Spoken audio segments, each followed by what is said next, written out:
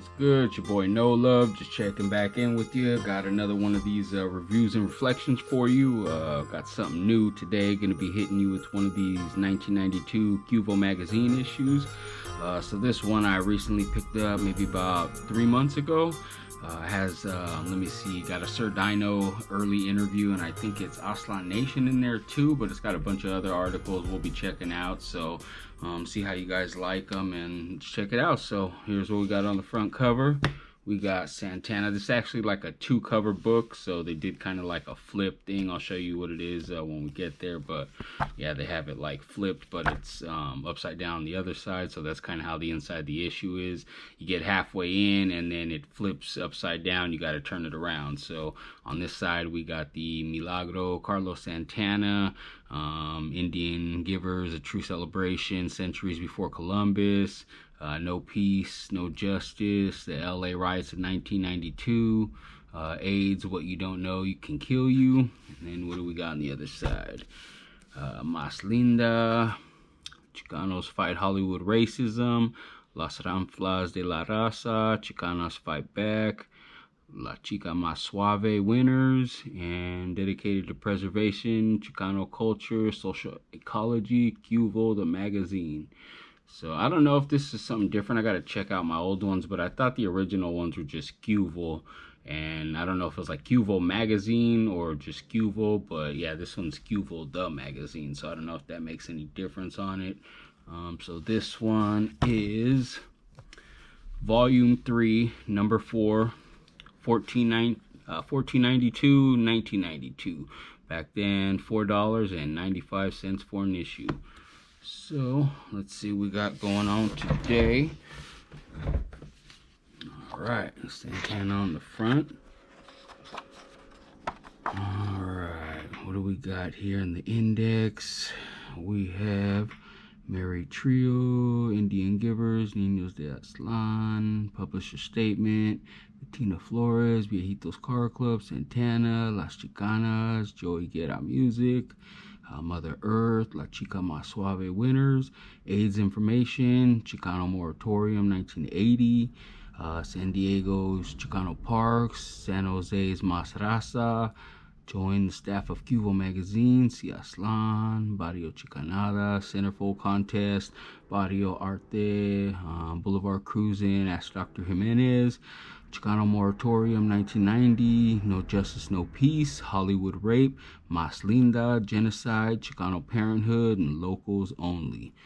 Oh, we got Health Tips, Columbus Savage Killer, Legend in the Making, and La Chica Contestant Laura. So one of the things I want to just get into before is that we're not going to read the whole magazine just like other ones I've done. We're just going to get into certain articles here that kind of are relevant to my followers. So here it'd be like the Sir Dyno interview. A lot of people want to see that one, so that's like a big thing. I'm not going to go into every single article, but there's a couple that I'll read into just to give you context of like now and then how people thought, because it's actually like this is a really good issue to check into, because they got some things in here that like your Chicana activist of the 90s and the 80s, like the way they thought, the way they looked at things is not like the Chicano activist or the Latinx activist of today. Like you're going to see some of these things and you're going to be like, what the fuck? They didn't like this or they didn't like that, or, you know, because there was a big difference from back then. Like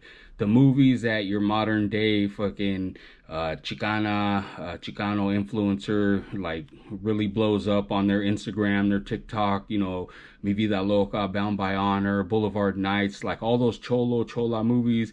Chicano and Chicana activists were not down with those movies back in the day. They were actually not a fan of that kind of shit. They seen it as like typecasting, as stereotyping, and it's not everybody that thought that way, but a good amount of people. Like if you were an activist like that, you kind of looked down on movies like that and you thought it made our people look bad, or you know, movies with like Mexican drug dealers or things like that. You were not a fan of that shit. So the way it's kind of like trending today, and people have like niches and genres for like gangster movies and all that shit, like people did not agree with that if you were an activist back in the day. So we'll get into that. We'll touch on a few articles and, you know, tell you my experiences and reflections on things that I remember from the time. But you know, it's just one of those things. And so, you know, we'll go from there. All right. So already gotten to the index. First one, what do we got here? Save Mother Earth, start by saving Aztlan first. What was this one? It's time for Chicanos to pull together. I think this is just kind of like an ad for, you know, Chicanos to come together and stop the violence and things like that. So this is one of those things too that you used to see a lot back in the 90s, was like stop the violence, stop gang violence, things like that. You would see like ads, articles, churches, local community activists, like they were big on talking about that stuff. I mean, I don't see it online now. You would, from what I look at online, you would think that like Chicano culture is just low riding and good times and shit, because I don't see anything that has to do with like gang violence or any of that stuff. But back in the day, it was a big issue. So talking about things like AIDS, gang violence, teen pregnancy, like these were a lot of things that they touched on old magazines. And you know, if you had TikTok and these things of today, they would have been talking about that stuff on there. Like, so that was the huge issue and things that we looked at. So let's switch gears, and now we're at Mary Jane. She's, you know, clapping them things back there. So this was, let's see, born and raised Las Cruces, New Mexico. All right, so somebody from out there. I don't know if that's someone's tia, their mom, maybe abuela now, since this is 1992, but you know, she's doing her thing. She out there making it happen. G&E mufflers, auto restoration, full overhaul engines. Where's this? LA. All right, 1992. Wonder if they're still open out there. Libros for the liberation of the mind. So it looks like this one is a book review. Article entitled Indian Givers. I'm not going to get into this one. Don't have a lot of time for that one, but one of the articles that they do have in here.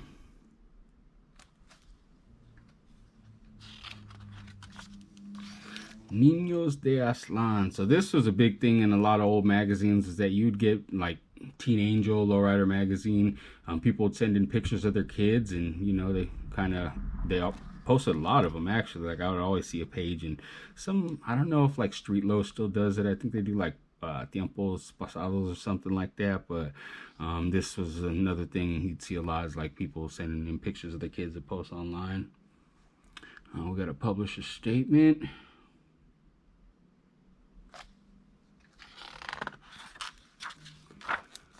La hija buena. So Chicana writer, they fucked up, left out the R. Chicana writer Bettina Flores. Looks like this is a book review or writer review. Los Viejitos Car Club, La Pachuca 1948. So it looks like a lowrider truck review. Nice 48 Chevy truck right there, looking good. Viejitos Car Club, old school shit. So this is another thing too you would see in, like, obviously magazines like Lowrider were just geared towards lowriding, and you would see some like activist stuff. And with some of these magazines, it was kind of the opposite. It was more geared towards the activist stuff, or what's going on in like Chicana lifestyle.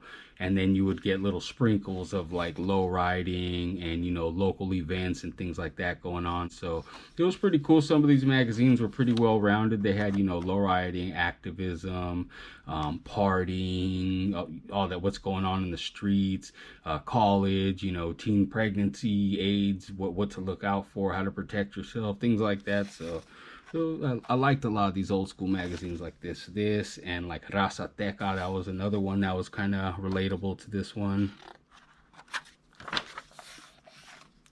Santana. Arturo Menudo. Nice little comic right there. So that was cool. It was kind of, you know, we had our own thing. We had our own comics, and it was pretty cool. People looked out for shit like that every month. I know I used to look out for things like that. In Debug magazine, they had one from back in the day, and it was like their Shorty Fats comic with like cholos and stuff. And shit, I used to look forward to going out to find that magazine just to read those and trip out on little fucking comics and shit. express yourself. So I don't know what this one is. Like send in for photos. Let's give it a read. Fuck it. Chicanas hermanas de Aztlan from LA to Tucson, from San Ho to San Diego, desde Olvera Street to Calexico. These Chicanas are proud of their culture and Mexicano roots. We encourage all Chicano Cubo readers to submit their favorite pictures. You don't have to enter the Chica Más Suave contest to participate in the magazine. Send us a picture of you or your best friend or con tu prima. Send a group shot of you with your mom, your sisters, or abuela. We want to share the happiness of the moment with all our other readers. Recuerda, las mujeres siempre empieza el trabajo. Sorry, fuck, I'm a pocho, man. I don't speak hella Spanish, but shit, we gonna get there. We Chicanas can begin the movement of hermanidad en los barrios. Too many Chicanos see themselves as enemies. Join la hermanidad de las Chicanas. We can bring the peace. Viva Chicanas of all ages, from all cities, towns, and pueblos throughout Aztlan, from sea to shining sea. Send in photos, arte, poetry, or short essays on your opinions. Remember, in Cubo magazine, Chicanas have equal participation. If you restore cars, and many of you do, send it in. Break the stereotypes. Express yourself. Send photos to Cubo the magazine, care of Express Yourself, 745 East Valley, San Gabriel.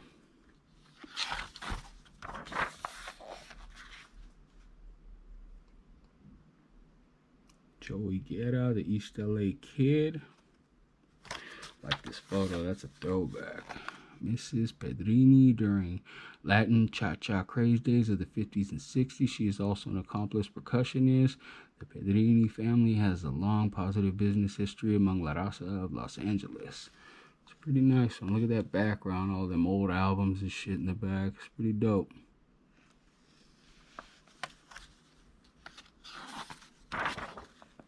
Damn.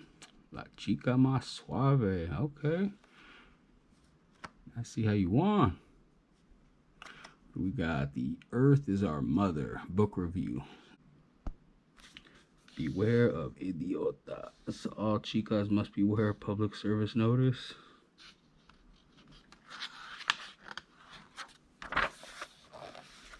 What you don't know can kill you.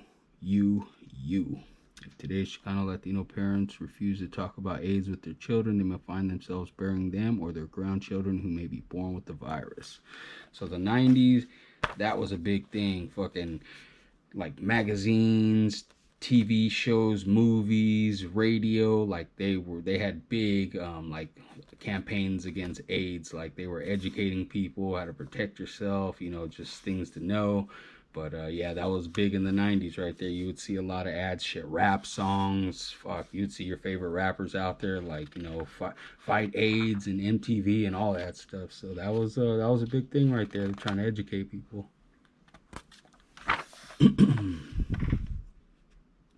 The Chicano moratorium. 10 years earlier in 1970, I was 16. Not sweet exactly, but 16. And we have unity was exemplified by the many Chicano political groups and organizations: Mecha, the Brown Berets, MAPA, United Farm Workers, Raza Unida Party, and LULAC. Yes, indeed, cruising was a peaceful pastime in those days. It was a time to show off your carucha and make love, not war. 1980.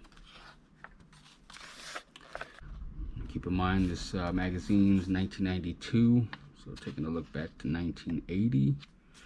Biggest question among the young vatos was, can they draft me if I'm only 17? Chale, resist, burn your draft cards. Hell no, we won't go. Those are the cries of our youth. Right here at home was the real fight. Chicano rights, Chicano unity, stop police genocide.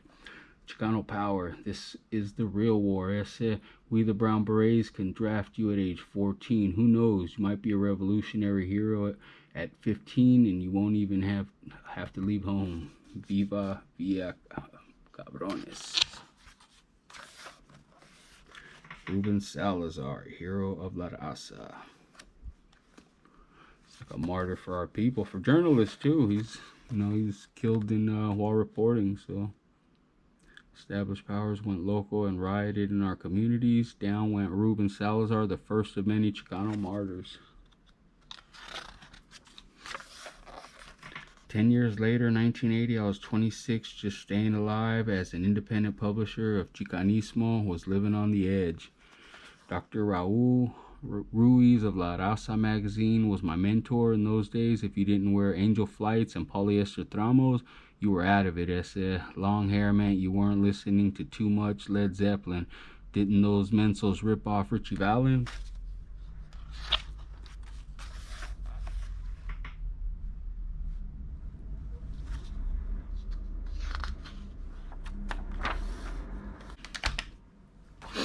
Not too sure what this says. Not sure if this is maybe from a Japanese reader or for Japanese readers. But hopefully you can get some translation in the comments one day. Merchants and community, a united front.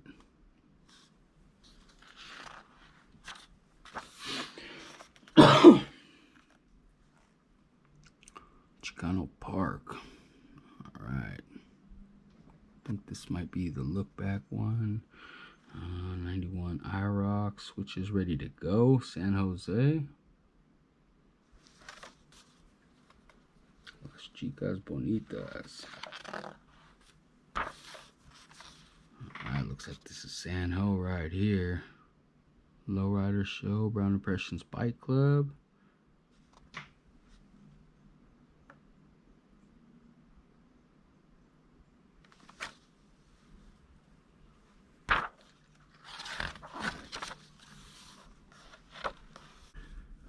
Alright, and then we got Health Tips, El Rey Chicken Chorizo. Chicano Parenthood, a proud family tradition, Yolanda Herrera. Let's see, what is this one? Locals Only. These photos of the staff at Locals Only to get, oh yeah, Locals Only. That was a like a clothing company. They had some pretty badass shirts and logos back then. I remember that character a lot. That was one I used to like. I used to see this ad right here in a lot of like lowrider magazines and shit. I think Orly's magazine used to always promote their shit or have ads in there for them. But looks like this was a event they had right here. Southern California. Yep, so Locals Only. Old school shit. Looks like they had female shirts too from back in the day. See, I think the logo right there.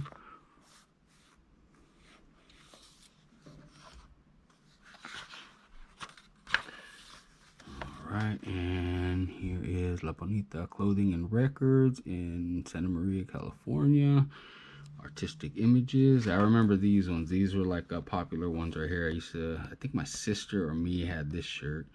These are like popular images you would see at the flea markets or like local fucking little pulga stores and shit that you can go in and get 3 for $15 and that type of shit. But some of these are printed on. I remember got one at one of these cheap ass little fucking like chinita shops, and man, I went home, washed that shit, and it shrunk down. The fucking collar came apart. Like, it was not the business. So you had to watch where you was buying this shit at for sure.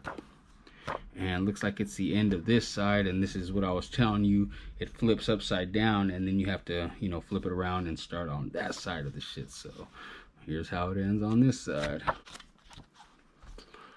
Alright, Mas Linda. Who's that? Linda Ronstadt. There's El Rey Gourmet Sausage. Nice little ad for that healthy shit we just read the article on right here. So it's pretty cool. Out of Vernon, California. Stop gang violence and brutality. Survive. Live long and prosper in the 21st century. Make it so yesterday's gangs, today's Chicanos. When they say, hey, where you from, Vato Loco Ese, dude, I don't flip them off. I don't answer rude. I just say, oye, I'm Chicano, cruising in my ride with my baby by my side. When they greet us, when they meet us, hey, where you from? Les contestamos, somos Chicanos. Filling out those forms, please check your ethnicity. It's not Hispanic. No, I'm not frantic. I'm Chicano, puro y sano. I don't need their history book to tell me who I am, because that's That book's been written by a Euro group of men. Hey, I'm Chicano, Mexicano, Americano. Don't get me wrong. I'm not racist against other men, but since when is orgullo a mortal sin? ¿Sabes qué? Soy Chicano, mis hermanos. I don't wear a false pride competing with my own. I don't throw my tag and claim just one barrio as my home. This is Aztlan. We're all one. Óyeme claro. And put down your gun. You're Chicano, mi hermano. It's not about territory, it's not about turf, it's not about colors, it's knowing your self-worth. Cubo, somos hermanos, somos Chicanos. I don't waste my time frying my own brain. I don't kill the time acting crazy and insane. I'm not a gangbanger, not a whore or a hype. I'm a Chicano, puro y sano. By the year 2020, Chicano population on the rise. We will be the new generation, or today's gangs will be our demise. As for me, for the world to see, I'll survive, I'll be alive, because I'm Chicano. Puro y sano, BYS, puro y sano, BYS, somos Chicanos. Viva Chicanos y prospero futuro para mis hermanos. Live long and prosper in the 21st century. So like I said, there was big shit against gangs. Like, people were not down with gangs, gang movies, none of that shit. It wasn't like now where, you know, you see your favorite fucking Chicana activists over at, you know, the fucking Friday night oldies wearing Cortez and shit, and they ain't even from a hood or a gang or nothing like that. Don't lowride nothing, you know what I mean? Like, it was definitely a different scene for activism back then. So, and this is just a testament to that time.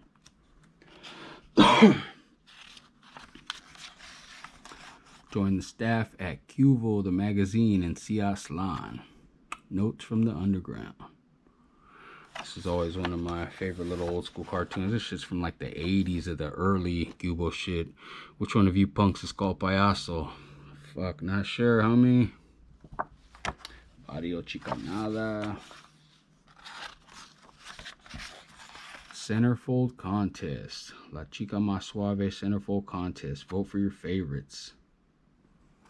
Individual experience. Art is the glue that holds us together as people.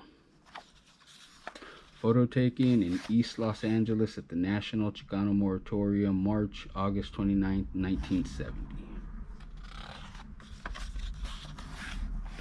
Barrio Arte.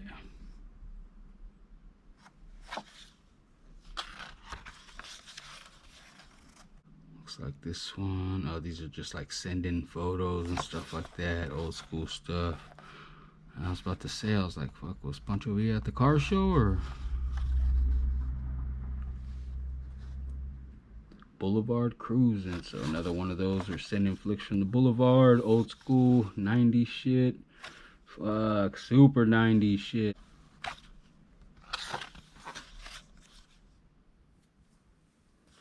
And Civil Unrest 1992 by Dr. David Jimenez. I think this is about the Rodney King riots. Things are back to normal. Our children are still shot in the street before their first communion. Latinos still have the highest poverty rates and high school dropout rates. 22% of Latino families live in poverty. Monster speakers, get that beat. Cubo t-shirts. Con Chicanos Republicanos. Support Chicano studies. Subscribe to Cubo. Call to arms, pen in hand. Write that check today. Don't delay. Time is running out. Do it before it's too late. Shooting Star Imprint Co. National Chicano Moratorium. What year is this? 1990. 20 years later, brown is still beautiful. Amen. Chicano Liberation Day. That's tight. 1969 and 1979. Yo soy Chicano, not Hispanic. Get it right. Remember, your greatest strength and powers and treasures are within you, and you carry around all you need to deal with your own life. Luis Valdez. Director, actor, writer.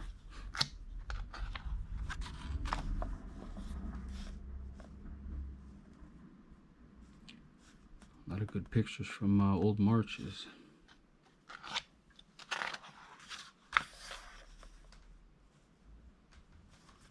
Fuck.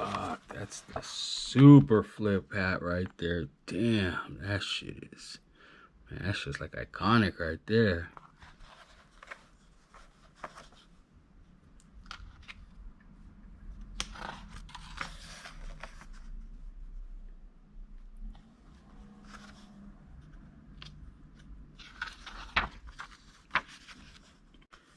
Don't miss out, save money, subscribe.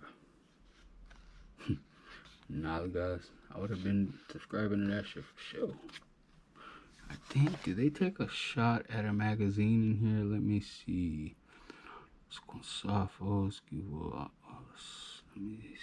I know one of these magazines, they take a shot at somebody like Lowrider or some shit like that. But I think it's for one of their like 1980s issues. No Justice. Photos and article by Dr. Raul Ruiz, the LA Riots, 92.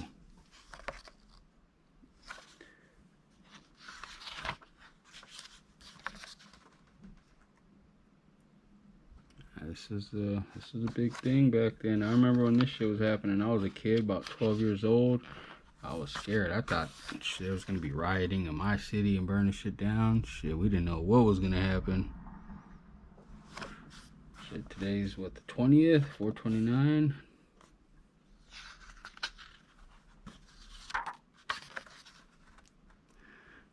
Then let's see, they got some interesting riot facts here too. So over 40% of the property and business destroyed were Latino owned. The loss is estimated at 1.8 billion, and the real tragedy is that there is still no political voice for Latinos, who make up approximately 50% of the population of South Central Los Angeles. 51% of riot arrests were Latinos, 2,852 Latinos arrested. Of the 58 listed as having died in the riot, 18 Latinos and 1 Latina were victims. Over 50% of those left homeless by the riots were Latinos. Peter Uberoth was designated Messiah of aka the Great White Hope, to lead his LA task force to rebuild after the riots. Yet of his 60-member committee, only 2 representatives are Latinos. 50% of Latino and Chicano students in South Central LA did not graduate. Over 65% of unemployed youth in South Central LA are Chicanos and Latinos. Over 65% of the unemployed youth in South Central LA are Chicanos and Latinos. Over 60% of the population of South Central LA that suffered losses during the riot have not been compensated for their loss or services are Latinos and Chicanos. As a result of the LA riots, over 100% of Chicanos and Latinos, including those yet to be born in Los Angeles, les dieron a tole con el dedo by their leaders. All right. Hollywood rape. So this is a pretty good article that I wanted to touch on right here. This is kind of what I was talking about in the intro. Back in the day, Chicano activism was not really down with a lot of shit that's like kind of, I don't want to say glorified, but accepted today as like classics, like, you know, Bound by Honor, Mi Vida Loca, like Cheech and Chong, these kind of characters, movies, just perspectives. Like, they weren't really big with activists. They thought it was stereotyping, making us look bad. I mean, in my eyes, it was, we were getting paid. We had actors that were out there on screen. I mean, it wasn't the best roles in the world, but then again, I don't see some of these like huge Chicano films being supported either way. I mean, Bound by Honor, I don't think that fucking movie was like a top 10 when it came out, if I remember. It was a huge in the underground, but some of these movies, like when they came out, they weren't largely supported. So this is, we'll just read into this one, then you can kind of make up your mind and what you think. But even right here, like, you could see they clearly ain't down with like Cheech and Chong, pendejo drug dealers and shit like that. So we'll read into this and give you an outlook on what they were talking about back then. So the truth is always hard to accept, especially if it nails you to the wall with the facts about the inside moves that exist in Hollywood. It came as no surprise to me that after interviewing the talented Del Zamora, a leading Chicano writer and actor who has film credits in Born in East LA, RoboCop, and Repo Man, and the director of current short film entitled Frida Kahlo in Casa Azul, that he expressed his frustration as he exposed the Hollywood insiders game as a true monopoly that does not have any sensitivity to recruiting or developing new Chicano Latino talent. As Zamora mentioned in the interview, the executives of Hollywood have perhaps one of the greatest histories of rape of Latino culture. He states, when you have actors such as Paul Mooney portraying Mexican President Benito Juarez in Benito, Marlon Brando as the Mexican General Emiliano Zapata in Viva Zapata, and Patti LuPone as Eva Perón in the stage production Evita, and the list goes on for about 50 years of cultural rape. Ideally, any actor should be able to play any role with few exceptions that are obvious. However, the statistics that are kept by the Screen Actors Guild Equal Employment Opportunity Committee will clearly show that Latinos, African Americans, Asian Americans, American Indians, Indonesian Americans, as well as women of all races and nationalities are grossly underrepresented on televised and motion picture screens across the USA. From my own experience, I can tell you most emphatically that most Latino characters on screen are seen as gang members, prostitutes, drug dealers, pimps, rapists, maids, gardeners, undocumented workers, and various small-time criminals. When Hollywood does decide to show a Latino character with any depth, the actor hired to play that character is inevitably played by a non-Latino. The list of systematic neglect and it's hard to read this text on this red background. The list of systematic neglect and missed opportunities are endless, but the truth speaks for itself. Latinos in Hollywood are not welcome, and any doors that are open occur by supermen and women who never give up. The sad part is that their works and creativity is highly compromised, and their stories are extremely watered down. After all, it is only a money thing to the executives in Hollywood. When will the film industry and the rest of America understand that Chicanos are just as American as someone from the Midwest? There are approximately 25 million of us. Approximately 20 million of those have been born here, and at least 15 million that were settled in the Southwest long before any Anglo settlers came west. It is probably the cruelest notion of the great American dream that all is fair if you work hard enough. Several Chicanos, including myself, have been presented with major awards for our work as actors on the stage, on television, and feature films over the past decade. We've all worked damn hard. Del Mora hopes that future of Chicanos, Latinos in the film industry becomes more progressive, and that new Chicano film directors can help the demystification of filmmaking and begin to nurture young talent and hire more Latinos for Latino roles. The challenge is there for major Chicano producers such as Luis Valdez, Edward James Olmos, who are now working on their new project on Frida Kahlo. Even though they have chosen an Italian actress to portray Frida. So that's like, it's kind of like they're talking about all that shit in the beginning, but now they're getting here. We're going to see what they say, but if they condone it, then I don't know. We'll see what happens, but you see what's going on.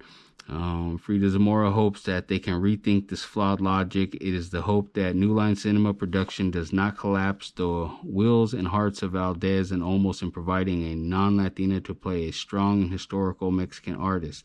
If Latinos cannot understand the injustice, it is because they have been oppressed for so long. They are willing to sell out the true spirit of our gente for profit and fame. Hopefully Valdez and Olmos will wake up as to the future. Zamora sees the answer to Latino filmmaking and independent production created with strong Latino money.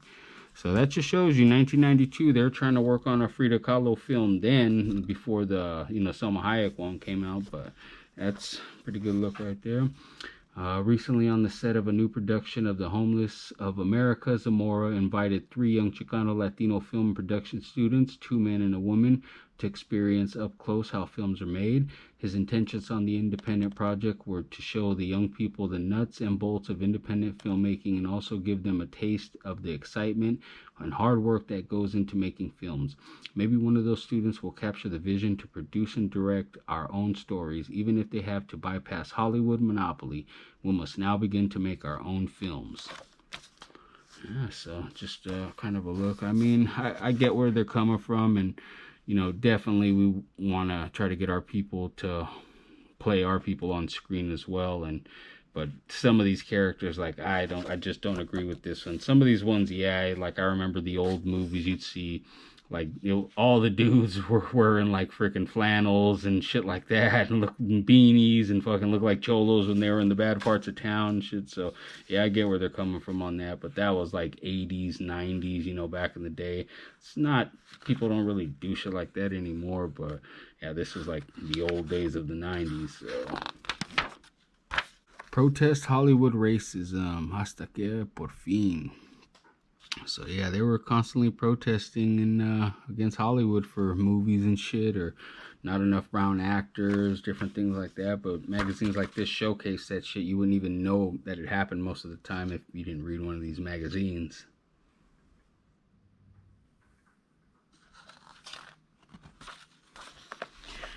Alright, so this one is another one of those ones I was talking about where they weren't really big fans back then, like Chicano activism of like gang movies, Mi Vida Loca. Like right now for feminism, Chicanos, Chicanas, the movie Mi Vida Loca is like huge. I mean, you go to any fucking chola on Instagram's page and that's like the shit they live by. But on here, back in these days, not the case, and you'll kind of see a piece of that too. And a lot of the old movies that we're fans of in our culture, like Bound by Honor, like Mi Vida Loca, I think even Boulevard Nights, they were made by people that weren't, Chicanos. I think Taylor Hackford, he made Bound by Honor. Mi Vida Loca was made by, I think that white lady, I forget her name. And then Boulevard Nights, I think was made by an Asian guy.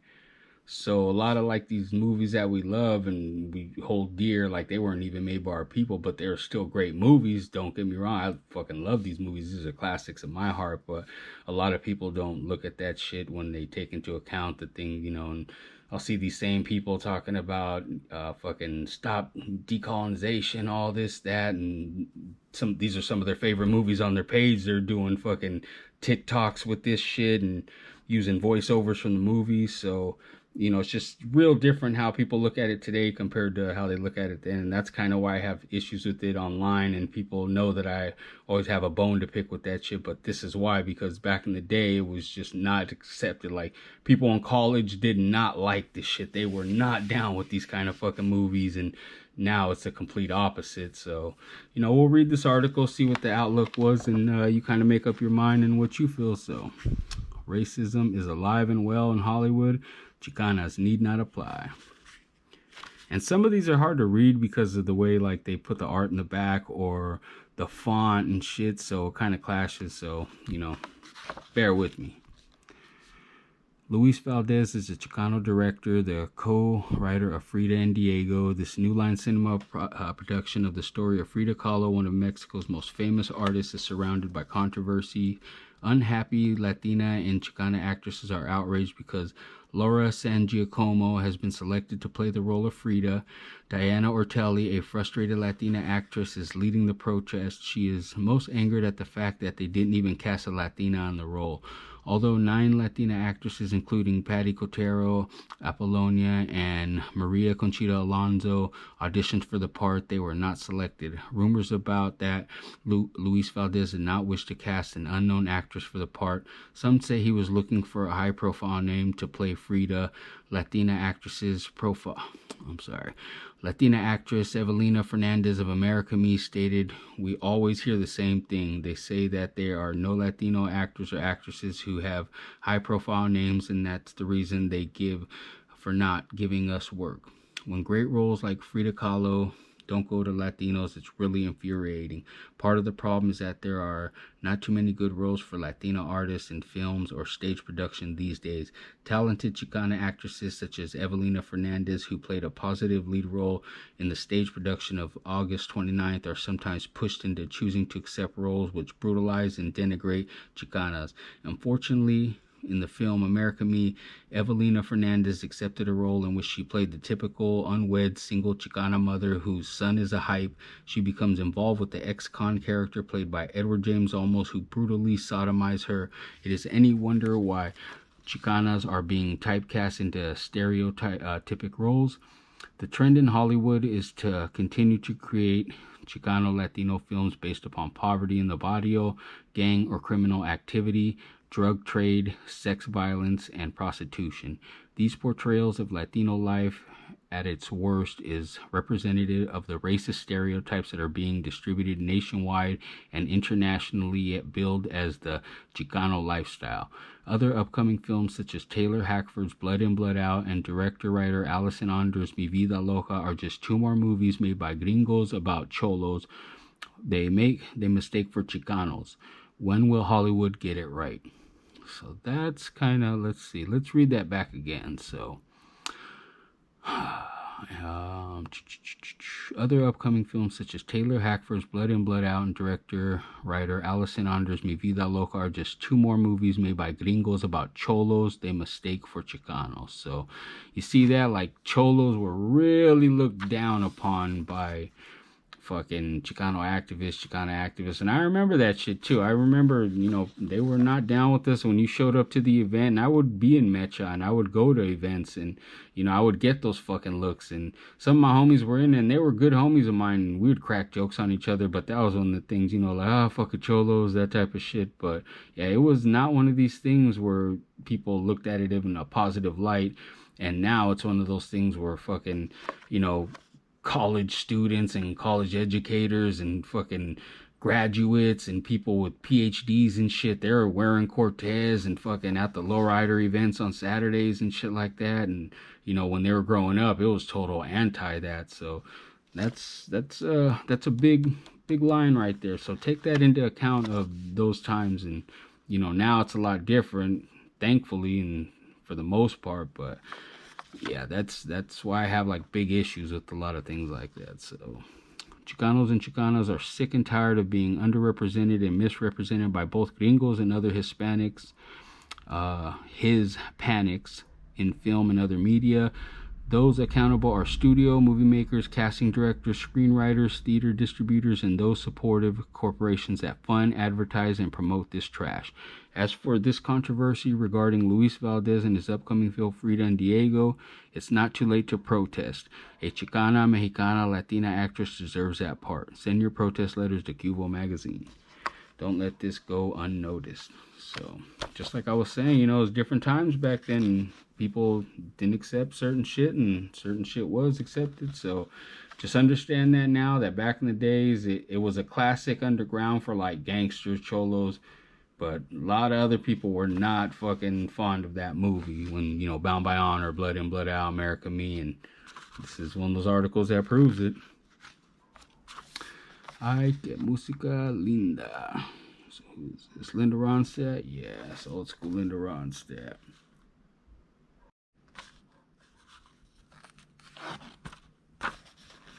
Genocide by XGO.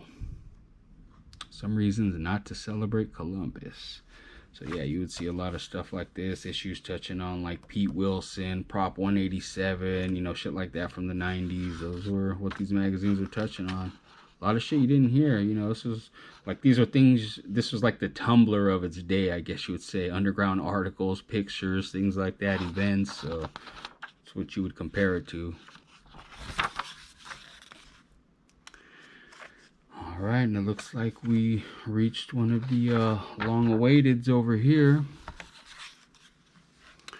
So for my followers, this is like a rare article. A lot of my followers know that I've done homeboy rap for years, since early 2000s, and Sir Dyno is like one of the, I guess you consider, the godfathers of like homeboy rap. He was one of the first ones out there doing it.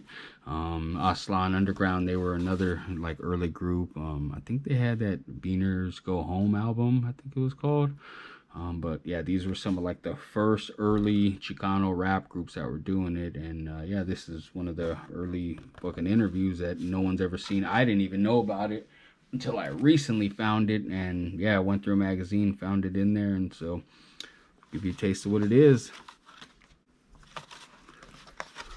Aztlan Nation is a rap group that emerged from West Berkeley barrio. It was formed in the summer of 1990. Their mission was to focus on Chicano culture and identity. They are known for utilizing hip-hop as a vehicle to reaffirm the cultural and spiritual pride of our people. According to Steve Zoll, aka Machine Gun, a group member, there's a lot of confusion with identity. We're trying to bring back Chicano pride like it was back in the 60s. With the addition of Machete, a Spanish freestyle rapper from East Los Angeles, five-man crew has been dropping knowledge and funky beats all over California for the past year and a half. Answering a 500-year call for resistance and unity for our people, Aztlan Nation was organized to bring together the forces of Chicana, indigenous liberation movements with the tribal song of hip-hop. Aztlan Nation works with various organizations in California and other states. They are involved in the Chicano indigenous movement. They perform at benefits, fundraisers, community events, and educational conferences. Check them out by Sal Medina. Now here's the Sir Dyno. Actually, let me get into Aztlan Nation real quick. Aztlan Nation, they were pretty big back in the day. They were one of those groups that was like accepted by like cholos and Chicano activists. They were big in like Mecha, because that's how I actually found out about them, was like through my Mecha homies. And so this was one of those groups that they did big at, like, you know, the Mecha statewide and nationwide events that they would have. You know, they would show up to fucking, you know, local concerts and shit like that. So they were big. They were one of those crossovers that weren't just listened to by dudes in the streets and shit like that. It was cats in the streets that liked them, and, you know, cats that were conscious, I guess what you would say woke now. That's what you said, conscious back then. So they were like conscious rappers for like Chicanos and shit. So all right, so let's jump into this Dyno interview. From the valley where Joaquin Murrieta first rode and throughout the neighboring cities of Stockton, Tracy, Lathrop, Manteca, and Lodi, where the rap group GUN, which stands for Generation Under Nation, the rappers Sir Dyno, DJ FDA, Shabazz, and MC Trick come from similar rough backgrounds. They learned to cope with the gang violence and racism in their barrios because their familias were supportive. According to Sir Dyno, it's no game when you're in the middle of it all. The only way to survive is to have heart and be strong. Sir Dyno doesn't believe in glorifying gang life or the cholo vida loca mentality. That's a trip because, like, anybody that's followed him after a certain time, like this old school shit, I knew he had a G-Win album from back in the day, and it wasn't the one that we all know, but the one that we all know wasn't Generation Under Nation. It was Generation of United Norteños, and then he did rap about a lot of gang shit. So his like pre-1993 rapping era was a little bit different than his, you know, post 1993. He got into a lot of the gangbanging shit after that. So it's a trip that's how he was like looking at it when he was rapping back then in 92. So they don't really know how it is, explains Sir Dyno. The first album in 1991, Poor Side of Town, was distributed in California from Fresno to Sacramento. Now back for a second album with his first solo release, Smile for My Friends. Sir Dyno speaks for the vatos that seem to have no voice. Sir Dyno says, we want to be positive. That's the only way to make it. By Sal Medina. Let's see, Aztlan Underground. Okay, so we had Aztlan Nation, we got Aztlan Underground. Aztlan Underground is on their way to becoming one of the success stories of Cuvo, the magazine, volume 3, number 3. We reported on the unique political hip-hop Raza rap style of music. We are happy to report that we received countless inquiries on bookings. Fans have reported in from cities as far away as San Antonio, El Centro, Denver, and Chicago, just to name a few. Now you can hear what it's all about in their soon-to-be released LP, Trucha. All right, so that's the interview you wanted right there.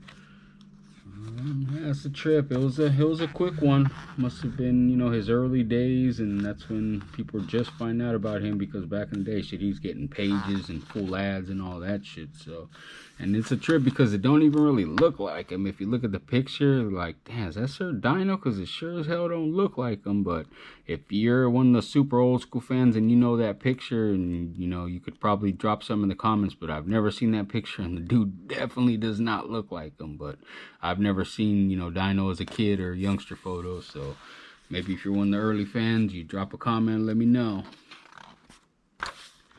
And it looks like La Chica Más Suave, you asked for it. Latest issue of QTM, volume 3, number 3, received several inquiries regarding Laura. She is here So here she is, one of La Chica Más Suave entries of 1992. Laura is native to SoCal. She's a salesperson for sport and fitness equipment. Laura is single, proud Chicana. She's planning to continue her education to better herself and make her family proud. She prefers Chicanos who likewise are constantly improving themselves. Vendidos or falso vatos don't interest her. Damn it, homegirl.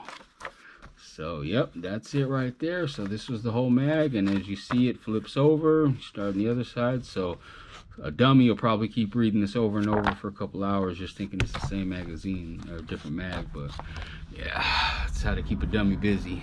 For you old school vatos, you remember that joke, eh?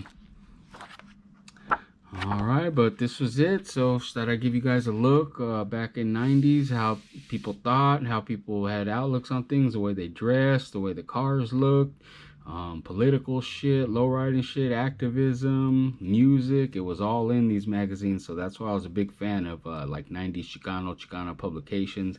They had some good articles, and like this shit will keep you busy. I could have read through here for another hour just going through shit showing you, but you know, we got time restrictions on here. I got followers that just want to know about certain shit. But yeah, this is how the magazines were. Cuvo magazine, definitely from the 80s they did it all the way up until the 90s. They changed it to Cuvo the magazine, but yeah, this is it right here. So hope you enjoyed it. Drop a comment, like, share, all that shit. Let people know. Subscribe. Let me know in the comments if you had this issue, if you know about that interview, if you have old Dyno shit that you want to talk about. So let me know, you know, drop a comment. I'm always curious on what you guys have to say. So much love. Thanks for tuning in, and I'll see you on the next one.